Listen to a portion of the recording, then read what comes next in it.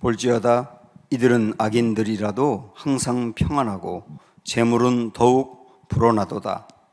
내가 내 마음을 깨끗하게 하며 내 손을 씻어 무죄하다 한 것이 실수로 헛되도다. 나는 종일 재난을 당하며 아침마다 징벌을 받았도다. 내가 만일 스스로 이르기를 내가 그들처럼 말하리라 하였더라면 나는 주의 아들들의 세대에 대하여 악행을 행하였으리이다. 내가 어쩌면 이를 알까 하여 생각한즉 그것이 내게 심한 고통이 되었더니 하나님의 성소에 들어갈 때에야 그들의 종말을 내가 깨달았나이다. 주께서 참으로 그들을 미끄러운 곳에 두시며 파멸에 던지시니 그들이 어찌하여 그리 갑자기 황폐되었는가 놀랄 정도로 그들은 전멸하였나이다. 같이 읽을까요? 주여, 사람이 깬 후에는 꿈을 무시함 같이 주께서 깨신 후에는 그들의 형상을 멸시하시리이다. 아멘.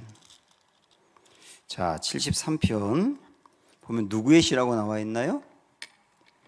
아삽의 시라고 나와 있죠. 이 아삽이라고 하는 사람, 사실 우리가 잘 모르지만 제가 오늘 말씀 준비하기 위해서 아삽하고 이제 인터넷에 쳤더니 관련된 성경 구절이 굉장히 많더라고요. 시편에 50편도 아삽이 쓴 시고, 또 여러분 지금 보고 있는 73편부터 계속 넘겨보면 83편까지가 아삽의 시입니다. 그러니까 합쳐서 시편 중에 12편이 아삽이 쓴 시예요. 우리 잘 몰랐었잖아요, 그거.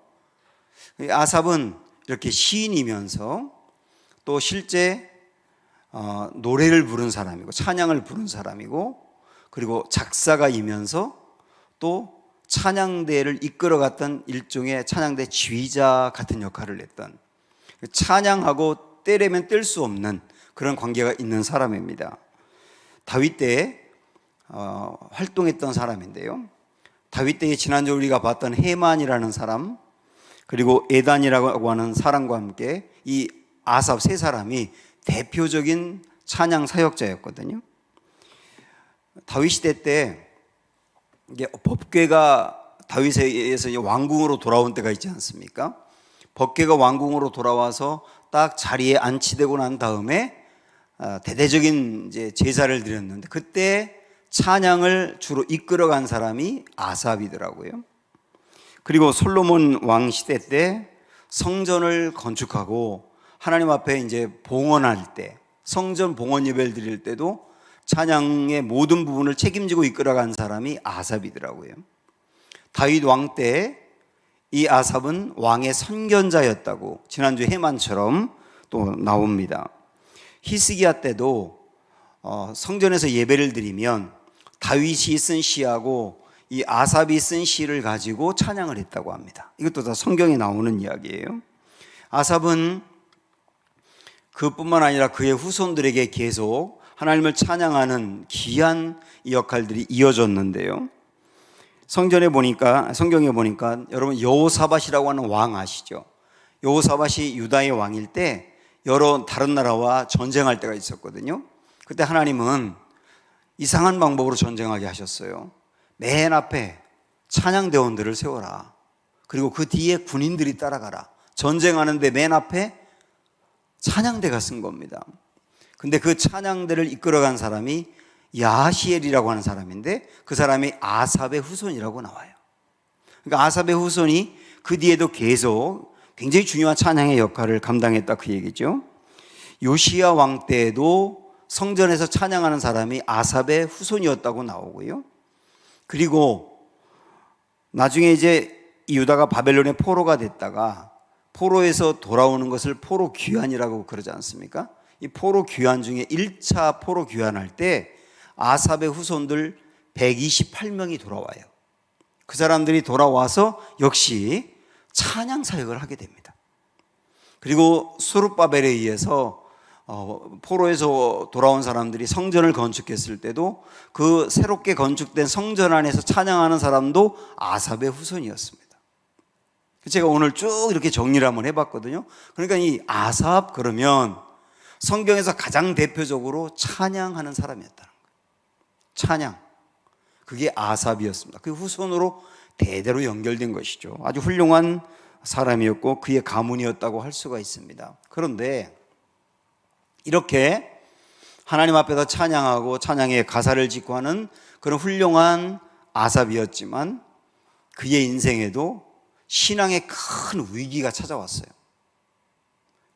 저나 여러분이나 신앙생활하다가 위기가 올 수가 있는데요. 대략 어떤 큰 고난을 당할 때라든지 아니면 반대로 모든 일이 너무나 잘 풀릴 때라든지 아니면 교회 다니는 사람에게 실족을 했을 때라든지 또 어떤 때는 너무 바쁠 때 이럴 때 신앙의 위기가 찾아오거든요.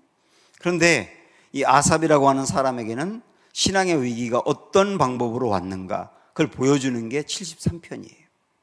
1절 한번 여러분 펴보시면 하나님이 참으로 이스라엘 중 마음이 정결한 자에게 선을 행하시나.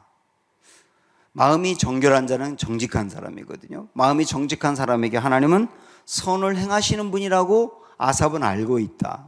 당연히 그렇지 않습니까? 그런데 2절을 보니까 나는 거의 넘어질 뻔하였고 나의 걸음이 미끄러질 뻔하였으리 이렇게 나옵니다. 넘어질 뻔했다, 미끄러질 뻔했다, 아주 쉽게 이야기하면 실족했다는 겁니다. 누구에 대해서? 하나님에 대해서.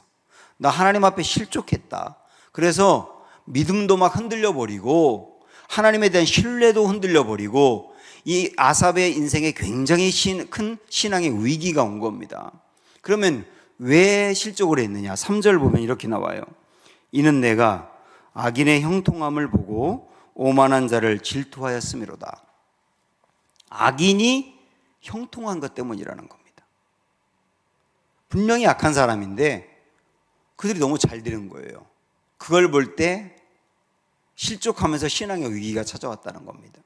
그래서 4절부터 11절까지 보면 어떤 내용이냐면 여기서 이제 이 아삽이 말하는 악인이라고 하는 사람이 정말 악해요. 일단 마음이 교만하고 그 다음에 말로 온갖 악을 저지르고 그리고 11절 한번 보시겠어요? 많은 이제 악을 저지르면서 이 사람이 뭐라고 말하느냐면 하나님이 어찌알랴 지존자에게 지식이 있으랴. 지존자가 하나님인데 내가 이렇게 죄를 짓는 거 하나님이 알까? 하나님이 어떻게 알아? 그렇게 하나님 앞에 대항하며 얘기하는 그런 악한 사람이라는 거예요. 그런데 이 악한 사람이 형통한다는 겁니다. 너무 잘 되는 거예요. 소유도 많아지고 오래 살고 12절에 보면 이렇게 정리하고 있거든요. 볼지어다 이들은 악인들이라도 항상 평안하고 재물은 더욱 불어나도다. 이걸 보니까 속이 상하는 겁니다. 아니 어떻게 악인인데 저렇게 잘 될 수 있는 겁니까? 이것도 속이 상하는데 아삽을 더 화나게 만들고 더 실족하게 만든 것은 악한 사람은 그렇게 잘 되는데 그에 비해서 나는 하고 생각하니까 화가 나는 거예요. 아삽은 어떻게 했느냐? 13절 보세요. 내가 내 마음을 깨끗하게 하며 내 손을 씻어 무죄하다 한 것이 실로 헛되도다. 나는 지금까지 살아오면서 아주 이렇게 얘기하는 거죠. 나 뭐 완벽한 것은 아니었으나 그러나 나 하나님 앞에서 정말 깨끗하게 살려고 노력했다. 열심을 내려고 노력했고 무엇보다 성전 안에서 찬양하는 일을 중요하게 여기며 하나님 일을 우선으로 하고 나 지금까지 그렇게 살아왔다. 그런데 그렇게 내가 살아왔는데 헛살은 것 같다. 내가 잘못 산 것 같다. 이렇게 후회가 된다는 거예요. 왜냐하면 악한 사람이 형통하는 것을 보고 선하고 의롭게 사는 내가 고난을 당하니까요. 그래서 14절에 이랬잖아요. 나는 총일 재난을 당하며 아침마다 징벌을 받았도다. 나는 되는 일이 하나도 없고 온통 고난이며 아침에 눈을 뜨는 순간부터 고난이 시작된다는 거예요. 그래서 마치 내가 하나님으로부터 벌 받은 것 같다는 생각이 들 정도로 하나님 벌은 그 악인이 받아야 되는데 왜 내가 벌을 받아야 돼요?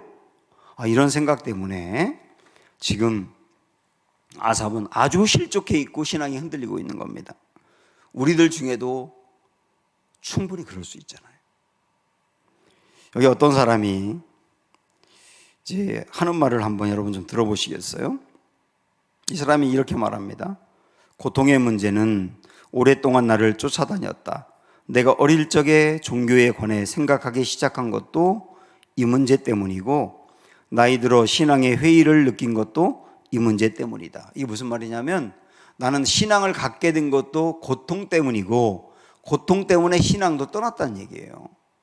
너무 힘들고 어려워서 신앙을 가졌는데 열심히 신앙생활 하는데도 고통이 있어서 오히려 그것 때문에 떠났다. 지금 이 얘기를 하고 있는 겁니다. 조금 더 들어보시겠어요? 나는 인생의 대부분을 독실한 크리스천으로 살았다. 고등학교에 들어간 후 신앙 클럽에 들어가 거듭남을 경험했다. 거듭날 때 내 믿음이 한 단계 올라가는 느낌을 받았다. 신앙이 깊어진 나는 시카고의 무디 성경학교에 들어가 목회 훈련도 받았다. 나는 휘튼 대학에 들어가 헬라어를 공부했다. 프리스턴 대학에서 신학 석사 학위와 이어서 신학 박사 학위를 받았다. 나는 기독교에 관한 중요한 자격들을 갖추었으며 뼛속까지 크리스천이었다. 하지만 그러다가 믿음을 잃기 시작했다. 그리고 이제는 완전히 잃었다. 더 이상 교회에 가지도 않고 예수를 믿지도 않는다. 나는 더 이상 크리스천이 아니다. 고통의 문제 때문이다. 내가 이렇게 열심히 했는데 어떻게 나에게 이런 고통을 주시는 겁니까? 그리고 눈을 들어서 다른 사람을 쳐다보니까 저 사람은 저렇게 엉망으로 사는데도 왜 잘 되는 겁니까? 이런 문제 때문에 떠났다는 거예요. 그렇게 교회를 잘 다니던 사람이 우리 중에도 그럴 수 있다는 거 아닙니까? 지금 이런 문제로 아주 답답해하며 힘들어하는 분이 있을 수 있고요. 앞으로도 우리 인생에 이런 혼란이 찾아올 수도 있거든요. 자, 그러면 이 문제를 어떻게 극복해야 되느냐라고 하는 거죠. 아삽은 어떻게 극복하고 있느냐라고 하는 거죠. 우선 성경으로 가서 16절 보시면 내가 어쩌면 이를 할까 해요. 막 고민이 되어 죽겠는데 이 문제를 어떻게 하면 풀 수 있을까? 이 고민을 어떻게 하면 풀 수 있을까 하여 그냥 어떻게 했다고 나와요? 생각한즉. 왜 그럴까? 왜 그런 거야? 하나님은 왜 그러시는 거야? 하나님은 정의로운 게 맞아? 하나님은 정말 공의로우신 분 맞아? 이걸로 계속 생각하니까 풀린 게 아니라 그다음 뭐라고 나옵니까? 생각한 즉 다음에 그것이 내게 심한 고통이 되었더니. 왜 그럴까 하고 자꾸 이 문제를 갖고 생각하니 고통이 더 심해졌다는 말은 뭐냐면 풀리지 아니하고 더 마음은 답답하고 막 믿음은 더 흔들리고 그러더라는 거죠.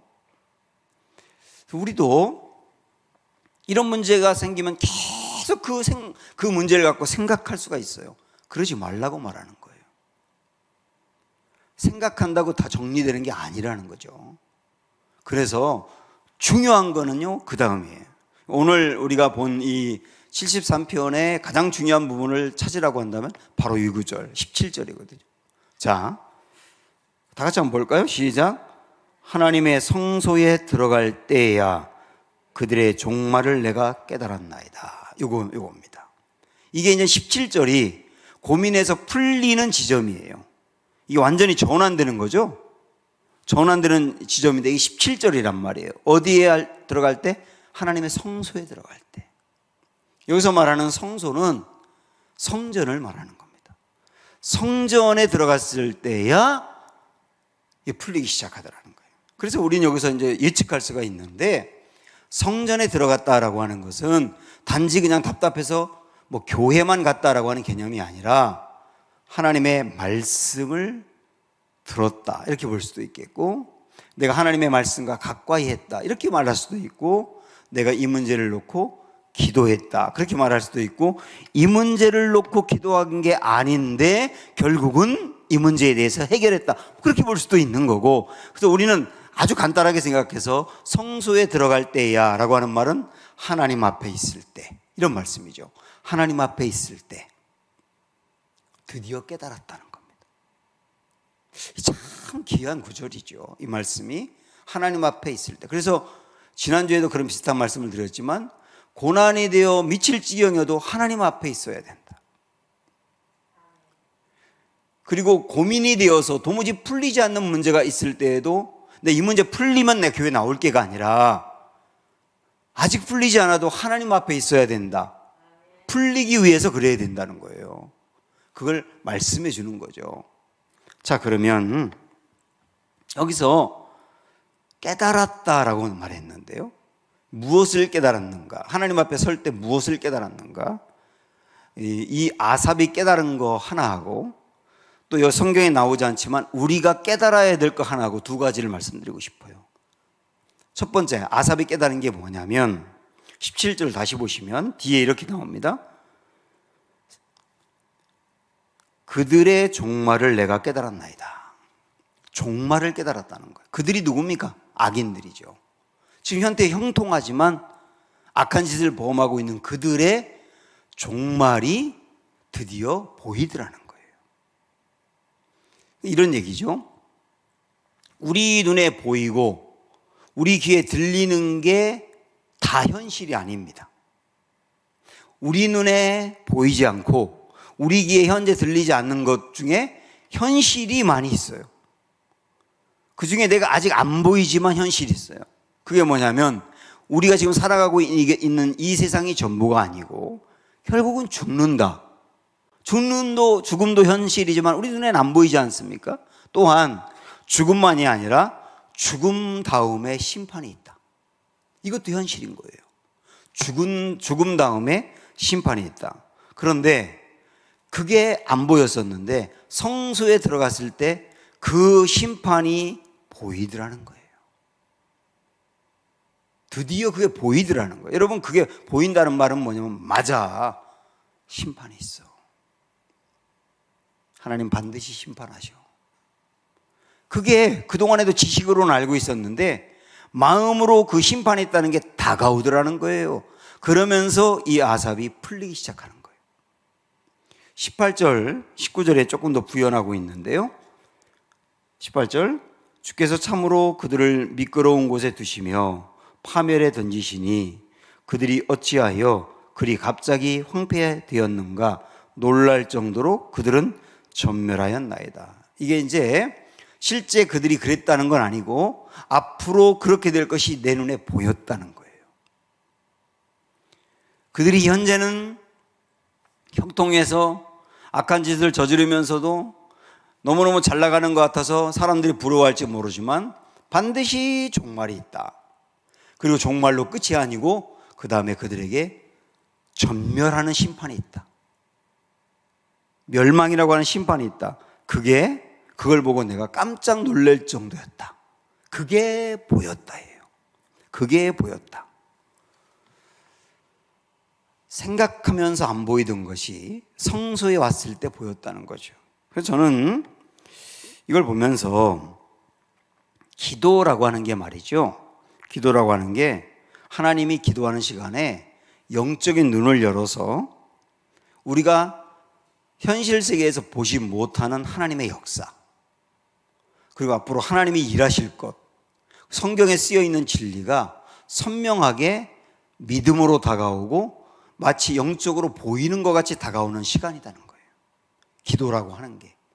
그래서 심판, 그동안의 심판, 여러분도 심판이 있다. 설교를 듣기도 하고 성경에 쓰여져 있는 말씀을 들으면서 맞아, 내 인생에도 정말 심판이 와. 정신 바짝 차려야 돼. 내가 이렇게 죄를 짓고 죽다가 심판당할 수도 있잖아. 이런 생각 잘 안 하잖아요. 저만 목 아프게 설교하지 여러분 들으면서도 느낌이 안 오잖아요. 그런데 어떤 문제로 내가 하나님 앞에 섰을 때 기도 시간에 말씀을 가까이 할 때 그 심판이 있다는 게 내게 정말 믿음으로 확 다가오면서 내가 정신이 바짝 드는 때가 오더라는 거죠. 그런 것처럼 이 사람도 성소에 왔을 때 안 보이던 그게 보이더라는 겁니다. 그래서 결국 이것을 깨달으면서 아삽은 다시 일어날 수 있게 됐다. 맞아. 심판이 있는데 내가 이것 문제 눈에 보이는 것 때문에 실족하면 안 되지 하고 일어났다는 거예요. 사랑하는 여러분, 우리 현재 내 눈에 보이는 것만 보는 것이 아니라 여러분도 성소에 들어와서 하나님이 이 영적인 진리가, 성경에서 말씀하신 이 진리가 여러분의 영적인 눈으로 보일 수 있게 되기를 축복합니다. 이게 성소에 들어온 사람에게 주시는 은혜인 거예요. 예수님께서 돌아가시기 전날 밤에 제자들에게 신신당부한 게 있습니다. 내가 너희를 떠날 거야, 이렇게 주님 말씀하셨을 때 제자들이 아주 두려워하고 걱정하고 있을 때 요한복음 16장 16절에서 그냥 들어보실래요? 이렇게 말씀하셨어요. 조금 있으면 너희가 나를 보지 못하겠고 또 조금 있으면 나를 보리라. 그렇게 말씀하셨어요. 여기서 조금 있으면을 두 번 말씀하셨거든요. 앞에 조금 있으면 이라는 말은 진짜 조금만 지나면 예수님이 십자가에 못 박혀 제자들을 떠날 것이라는 얘기예요. 그런데 또 조금 있으면 그 다음에 또다시 나를 보리라. 성령으로 오시는 주님을 보리라. 이런 말씀하신 거거든요. 이 조금 있으면이라고 하는 게 제자들에게 굉장한 위로가 됐던 거예요. 저는 함께 있던 예수님이 제자들 곁을 떠난다고 말씀하시는 것처럼 엄청난 소식이 들리고 고난이 우리에게 들리고 그리고 여러 가지 답답한 일들이 우리에게 왔을 때 저는 예수님이 제자들에게 주었던 이 말씀처럼 조금 있으면이라고 하는 말씀이 여러분에게 들리기를 원합니다. 조금 있으면. 이게 하나님이 이루실 일들이 기다리고 있다라고 하는 얘기 아니겠습니까? 우리는 그걸 성소에 왔을 때 보게 된다는 거예요. 그러면 그것 때문에 이겨낼 수 있게 된다는 거죠. 이거를 깨달았다는 겁니다. 자, 또 하나, 이 아삽이 깨달았다고 말씀에 나오지 않지만 우리가 지금 이런 상황이거든요. 악한 사람이 너무나 형통하고 잘 되고 그거에 비해서 선하게 산다고 생각하는 나는 잘 안 되고 그런 문제로 실족하고 신앙이 흔들릴 때, 이때 우리가 하나님 앞에 가면 깨달을 수 있는 것이 있다는 거예요. 그게 뭐냐? 이런 겁니다. 아삽은 일단 이렇게 생각했어요. 첫째, 정직한 사람은 하나님이 선을 베푸신다. 둘째, 그런데 정직하지 않고 형통한 사람인데, 악한 사람인데 형통하더라. 셋째, 오히려 정직하게 살아가는 나는 어려움을 당하더라. 그래서 하나님이 그건 아니죠 라고 한 거잖아요. 그거였던 거잖아요. 그런데 우리가 이런 상황에 처해 있다고 한다면 깨달을 것이 뭐가 있느냐면, 자, 그러면 하나님은 정직한 자에게 선을 베푸신다고 했는데 나는 하나님이 선을 베푸실 정도로 정직한 사람이냐라고 하는 거예요. 지금 현재 나의 모습은 하나님이 내게 나의 모습을 보고 선을 베푸실 정도로 정직한 사람이냐 라고 하는 나 자신의 현재 모습을 보아야 된다는 거죠. 그러면 우리는 대번 깨닫는 게 뭐냐면, 성소에 갔을 때 결국을 깨달았다고 한 것처럼 진정한 성소의 핵심이 되는 십자가 앞에 갔을 때 우리는 깨닫게 되는 겁니다. 십자가 앞에서 딱 나를 보면, 우리 주일날도 말씀드렸지만 십자가는 내 죄가 얼마나 큰지를 보여준다고 했잖아요. 그래서 성소에가 십자가 앞에 딱 서면 내 안에 얼마나 많은 죄가 있는지 그게 드러나면서 나는 더 나을 것이 없는 사람이라는 걸 깨닫게 되는 거예요. 내가 그렇게 정죄했고 어떻게 저 사람이 형통합니까? 저런 사람이 형통하면 안 되는 거죠 라고 했던 그 사람보다 내가 특별히 더 나을 것이 없다는 것을 깨닫게 되고요. 그러면서 동시에 깨닫는 게 뭐냐면 나도 은혜가 아니면 살 수 없는 사람이야 라고 하는 걸 깨닫게 되는 거예요. 자, 그런데 지금 현재 내가 그 사람보다 조금 더 그래도 낫다고 한다면, 내가 그 사람보다 조금 더 정직하고 더 낫다고 한다면, 그럼 그때 또 깨닫는 게 뭐냐면 그것은 하나님이 내게 은혜를 베풀어 주셔서 그 은혜 때문에 내가 조금이라도 더 정직하게 살았던 것이지, 내게 베풀어 주신 은혜를 그 사람에게도 주님이 베풀어 주신다면 그 사람도 얼마든지 달라질 수 있는 것이지 라고 하는 걸 깨닫게 되는 거예요. 십자가 앞에 서게 되면 말이죠. 그 다음에 또 하나 보세요. 정직하지 않은 사람에게 아삽이 생각하는 건 뭐냐면, 저 정직하지 않은 사람은 심판을 받아야 돼요. 아니, 심판을 받아야 마땅하지 정직하지 않은데 어떻게 저렇게 형통한 겁니까? 라고 주장을 한 거잖아요. 만약에 말입니다, 이 말씀 그대로 하나님이 내게 적용했다면, 정직하지 않은 사람에게 심판이 와야 된다고 하나님이 그대로 내게 적용했다면 나는 이미 심판 받았어야 될 사람인 거예요. 그렇잖아요. 이미 나는 심판을 받았어야 될 사람이라고. 왜? 정직하지 않았던 그때에 이미 심판 받았어야 될 사람이에요. 그런데 하나님이 나에게 이 말씀 그대로 정직하지 않은 사람은 심판을 당해야 돼 라고 한 게 아니라, 나에게 정직하지 않지만 다시 기다려주고 다시 긍휼과 자비로 은혜를 베풀었기 때문에 내가 여기까지 와 있는 게 아니냐, 이런 걸 깨닫게 되는 게 십자가 앞에서예요. 십자가 앞에서. 제가 오늘 이제 공부하면서 어떤 분의 설교문을 읽으면서 이제 깨닫게 된 건데요, 바울이 사도행전 26장에 보면 아그리빠라고 하는 왕 앞에서 신문을 받으면서 오히려 아그리빠 왕을 전도합니다. 그는 전도하는데 자기 간증을 얘기해요. 자기가 어떻게 예수님을 만나게 됐는지 그 얘기를 하면서, 우리 한번 사도행전 26장 가보실래요? 14절에 이런 말씀을 합니다.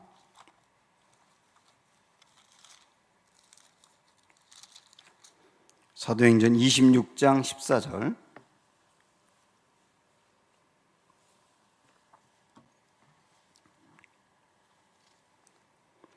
보세요. 시작. 우리가 다 땅에 엎드러짐에 내가 소리를 들으니 히브리 말로 이르되, 사울아 사울아 내가 어찌하여 나를 박해하느냐, 가시채를 뒷발질하기가 내게 고생이니라. 이 부분이거든요. 바울이 사울이었을 때 그때 예수 믿는 사람을 박해하고 죽이고 그걸 예수님을 박해한 거라고 우리 주님은 본 거잖아요. 내가 왜 나를 박해하느냐 이렇게 말씀한 다음에, 내가 나를 박해해서 내가 너를 심판해야 되겠다 이렇게 말씀한 게 아니라, 우리 예수님이 하신 말씀이 뭐냐면 그 맨 뒤에, 여러분 그 문장을 다시 한번 잘 보세요. 14절 끝에 가시채를 뒷발질하기가 내게 고생이니라, 이런 말입니다. 소가 앞으로 가야 되는데 뒷발질을 하다가 가시채를 밟다 보니 그 가시에 자기 발이 찔린다는 거예요. 그처럼 바울아 너 왜 나를 박해해서, 이게 뒷발질 한다고 보는 겁니다. 그래서 스스로 고생이냐, 너 왜 스스로 고생이냐, 주님이 그렇게 말씀하셨다는 거예요. 그게 바울을 감동시켰던 겁니다. 그러니까 이런 얘기죠.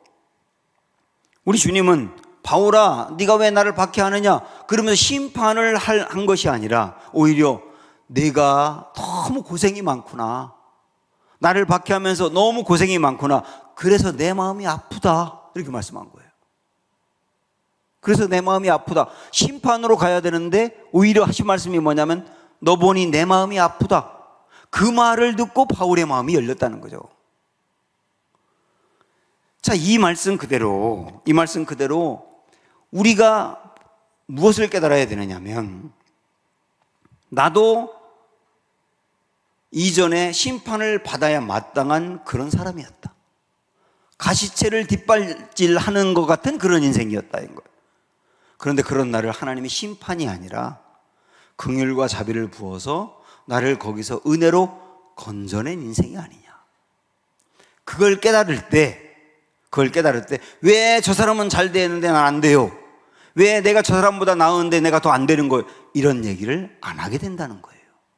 이게 바로 성소에 들어왔을 때, 다시 말하면 십자가 앞에서 다시 깨닫게 되는 거죠. 그러면서 이런 고민이 풀리게 되는 것을 말하는 겁니다.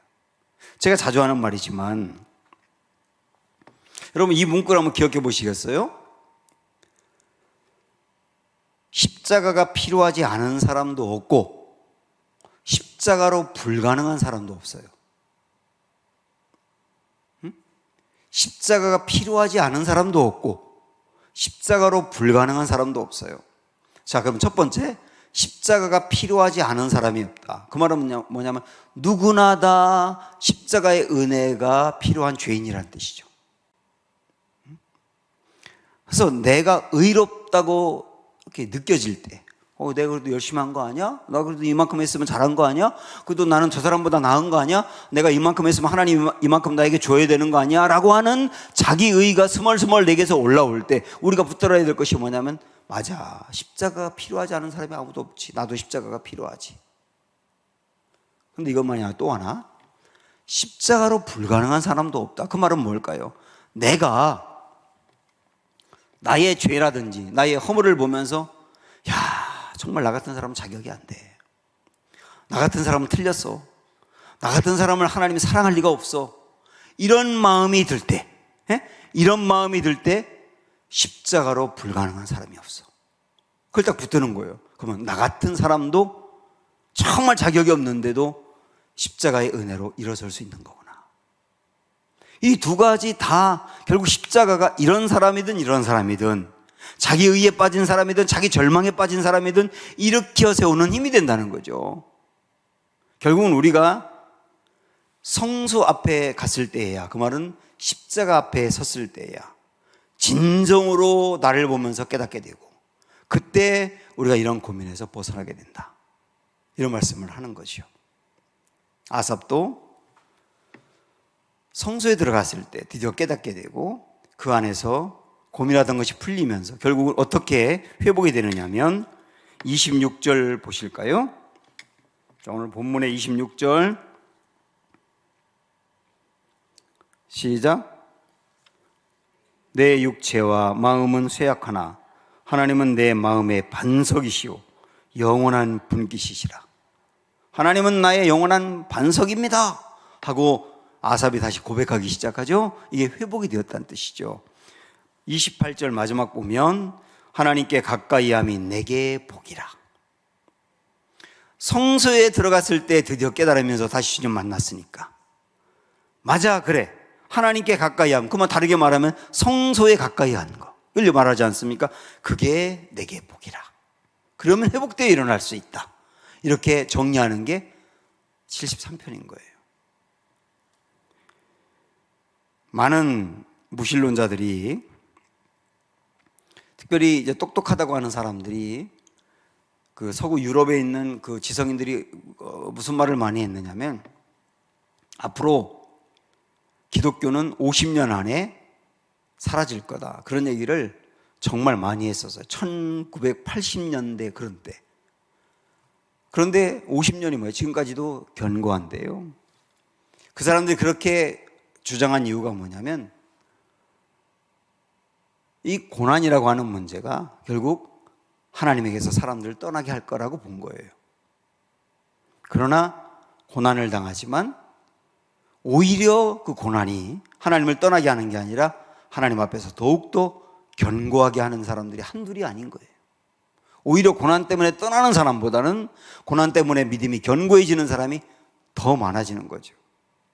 그런 사람 중에 한 명이 아도니람 저드슨이라고 하는 사람입니다. 오늘 그 분의 이 귀한 이야기를 우리 마지막으로 나누고 싶거든요. 아도니람 저드슨이라고 여러분 들어보셨나요? 이분은 원래 어릴 적부터 공부를 굉장히 잘했다고 합니다. 그래서 항상 학교에서 아주 좋은 성적을 거두고, 그리고 아주 좋은 직장에 누구나 들어갈 거라고 생각을 했는데, 이분이 직장으로 들어간 게 아니라 내가 미얀마에 선교사로 가겠다, 이렇게 결정을 한 거예요. 옛날에 버마였죠, 미얀마가. 그래서 미국인으로서 최초의 미얀마 선교사가 된 거예요. 거기 가서 아내와 함께 선교를 했는데요, 7년 동안 선교하는 동안 아내가 임신을 했어요. 근데 아이를 갖고 있는 그때 이 선교사님이 잡혀가지고 감옥에 천장에 이렇게 거꾸로 매달았다고 합니다. 이 천장에서 이분을 거꾸로 매달았는데요. 그 거꾸로 매달린 그 얼굴 앞에 인분과 오물이 있었다는 거예요. 그러니까 인분과 오물, 그 엄청난 냄새나는 그 오물 앞에 딱 얼굴이 닿도록 그렇게 거꾸로 매달았다는 거예요. 근데 그때 당시에 감옥 안의 온도가 섭씨 38도였답니다. 냄새가 얼마나 많이 나는지, 환기장치도 없고 쥐떼와 모기, 바퀴벌레가 드글드글한 그곳에 계속 갇혀 있었던 거예요. 그때 막 자꾸 생각이 나는 거예요. 내가 7년 동안 안락한 삶 포기하고 좋은 직장 포기하고 이 나라에 선교사로 와서 지금까지 사역을 했는데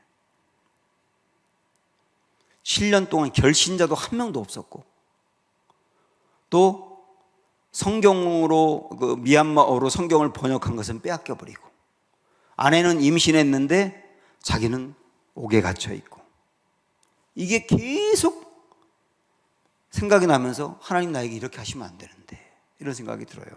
그러던 중에 아내가 죽습니다. 그리고 이분이 감옥에 갇혀 있는 동안 태어난 아이도 죽어요. 그러니까 이 아이를 아버지는 한 번도 본 적이 없는 거예요. 그 소식만 들었습니다. 이 이야기를 듣고 급기야 이 아돈이란 저드슨이 충격에 빠진 다음에 폐인처럼 살았다 그래요. 석방이 된 다음에도. 하나님이 도대체 이런 나에게 이렇게 할 수가 있는가, 이런 문제로 고민이 된 것이죠. 그러다가 결국은 나중에 다시 돌아와서 그 선교를 계속 감당하게 되는데요. 하나님은 이 아도니람 저드슨의 아들 에드워드 저드슨을 뉴욕에 교회를 세우게 하고 7년 동안 700명의 교인이 부흥하게 하고 그리고 교회 최초로 교회 안에 유치원을 세운 일을 하게 하고 어린이집도 이 아들이 세우게 되고 그다음에 교회 안에 기술훈련센터하고 체육관하고 무료 진로소 같은 것을 세워서 봉사하게 하고 하는 일을 이 아들을 통해서 하면서 이 아들의 목회가 놀라울 정도로 아름다운 열매를 거둬요. 뿐만 아니라 아도니람 저드슨이 7년 동안 많은 사역을 감당하면서 한 명의 결신자도 나오지 않았지만 결국 그러나 그렇게 실패로 끝난 것이 아니라 이 뿌려진 씨로 말미암아 미얀마에 그리스도인이 생기고 그 그리스도인들이 한때 미얀마에 큰 부흥을 이루었고 지금도 미얀마에 그 숨기기 어려운 여건에서도 계속 신앙생활을 하고 있는 사람들은 이 영향을 받고 있는 거고 이렇게 아름다운 결실을 맺게 된 거예요. 이 아들 에드워드 저드슨이라는 사람이 거꾸로 된 리더십이라고 하는 책에서 유명한 말을 합니다. 한번 들어보세요.